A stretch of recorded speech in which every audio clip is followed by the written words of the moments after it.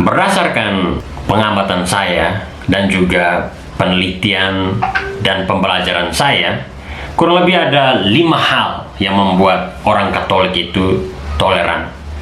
Yang pertama, orang Katolik itu didorong atau dianjurkan untuk selalu mencintai sesama. Anjuran ini adalah bagian dari seruan yang diajarkan oleh Yesus Kristus. Tapi sebelum saya menjelaskan secara panjang lebar soal anjuran ini, saya ingin menjelaskan sesama bagi orang Katolik itu seperti apa. Orang Katolik sebenarnya memahami sesama itu secara sangat luas. Sesama itu bisa teman, sahabat, keluarga, orang tua, handitaulan, para tetangga, para musuh, dan juga para penganut agama yang lain. Itu adalah sesama. Bahkan musuh pun adalah sesama. Dan sebagai orang Katolik, kami dianjurkan untuk mencintai, mengasihi, mengayomi, dan berkawan dengan orang-orang ini yang adalah sesama manusia. Pertanyaannya, apa menjadi dasar bahwa orang Katolik itu harus menyayangi sesama atau harus mencintai sesama? Kurang lebih ada 3 dasar biblis yang mendasari bahwa orang Katolik harus menyayangi sesama. Yang pertama itu adalah doa Bapa Kami.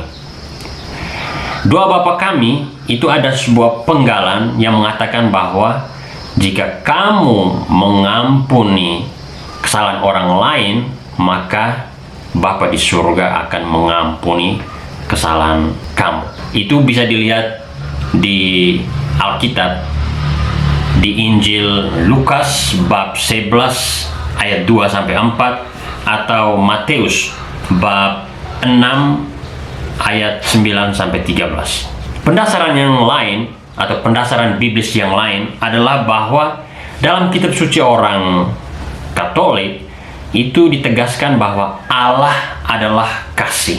Jadi karena Allah adalah kasih, maka penganut agama Katolik harus mengasihi.